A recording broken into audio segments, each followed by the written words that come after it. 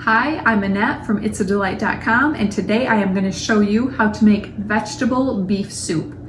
This is my family's favorite. I think my husband could eat the whole pan by himself. My kids were raised on this soup. I have just always made it for as long as I can remember. I think I could make it in my sleep, which is the problem. I don't really have a recipe, so to speak. But for you guys, I am going to give you amounts. So the amounts that you see on the screen and down below, if you click in the description, the recipe will be there for you. Don't go so by what you see me putting in the pan, because I'm going to be adding more all along the way. But I have a helper here today, so we are going to really keep track of the amounts that go in here. You're going to have the correct recipe when you see the amount on the screen. I just start to make it, and I know what needs to go in there and how we like it, and you're gonna love this. It is filled with lots of veggies, and it's gonna have some beef in there. I'm using some leftover roast beef, which is usually what I use. I will just make extra roast, and I will chop it up and put it in a baggie in the freezer. And then that makes vegetable beef soup very easy, okay? I'm gonna start out with broth. I always start my soups with broth. I never use water. Even if the recipe says water, I never ever use water.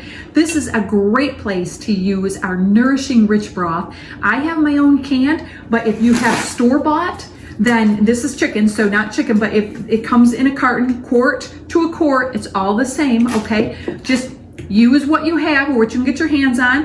I put tomato soup in mine also, and that's going to give it that really good, rich, vegetable, beefy flavor. So I'm again just using canned, but if you're using store-bought, one small can of the store-bought is going to do the trick.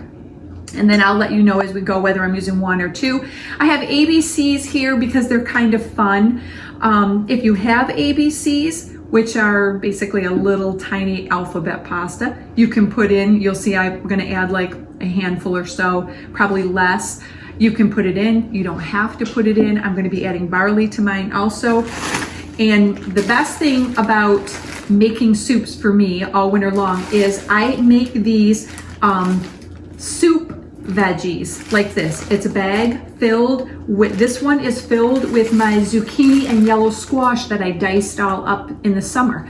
And I will have kohlrabi bags, and I'll have sometimes carrot and onion bags, depending on whatever was growing in the garden or what I got at the farmer's market. I make big bags of what I call soup veggies.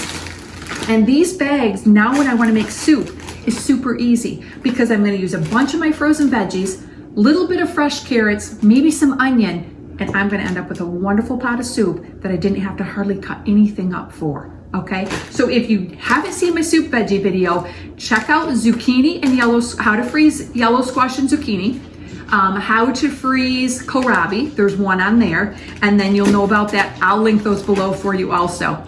Okay, so let's dive right in. Let's get this soup going. The way I start out with kind of deciding whether I need 2 quarts of beef broth and 2 pints of tomato soup or one is according to my pot. So you're gonna have a recipe that's gonna end up being just what I call a small pot, because I guess my other pot's really big. So maybe you'd call this a medium pot. I'm not sure what size this is, but either we'll figure it out or just some basic 2-handle pot. So I'm gonna start out with about 6 cups of broth, which is gonna be 1.5 quarts, okay? So I'm gonna put in my first quart, and then I'm gonna put in half of this quart, and that will give me 6 cups to get going. And then, like I say, basically what I do is I just kind of see how it's looking, whether we need more vegetables or less, and we'll just go from there, and you're gonna end up with a delicious soup. So I'm first gonna get this broth hot and bubbly, so my broth because it's bubbling really well. And so what I want to put in first is my hardest vegetables. So my carrots. So I'm going to put my carrots in there. This is my 2-cup measure. And again, I'll have the recipe for you below. The written recipe will be the correct recipe, regardless of what you see me putting in here, okay? Because we'll add it all up at the end. And then I've got my celery. I actually have 2 cups of that too. So those 2 things I chopped ahead. Okay, my broth wants to cool just a little bit, but it's still really good and hot. And so I'm gonna throw my onion in next. I have another 2 cups of my onion. I chop that with my garlic, and I have, I forget how many cloves of garlic, 4 cloves of garlic are in there. And again, we'll put that down in writing. And then I have 1 cup, this is frozen corn. So now we're just gonna, still good and hot, not quite bubbling, but it's still good and hot, so that's okay. We'll let it come back up to a bubble just for a second.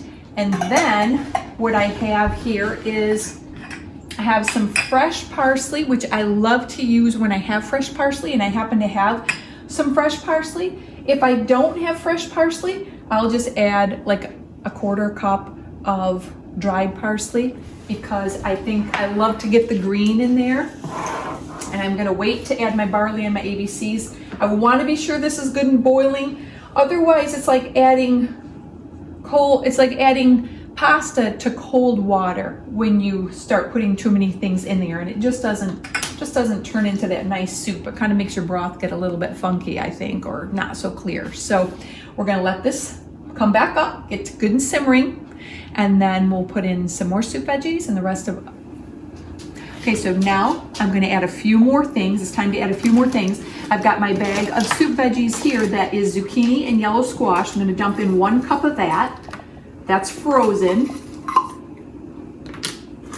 So you can see it's still bubbling. And I'm gonna add in some ABCs to this nice bubbling pot.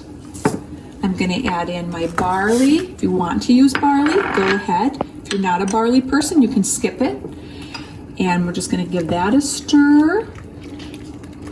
Keep that nice and simmering. My carrots are getting tender, that's great. I'm gonna toss in my fresh parsley, or you can put your dried in there. Then I'm also gonna add in, about a teaspoon or so of beef paste. I think my broth is a little bit on the weak side. I could taste it at this point and see, but I pretty much know I need to add that in there. Look at all those delicious veggies. That is just wonderful, okay? So now I'm gonna grab one more thing to add in there. I'm gonna add a couple kale leaves. This is blue kale, it's already washed. And this is literally the way I do it. I'm gonna cut down it in half, and then I just literally cut it just like this. Just kind of small slices. It cooks up rather quite nice. And why not add as much veggies if you like, that you can get in here.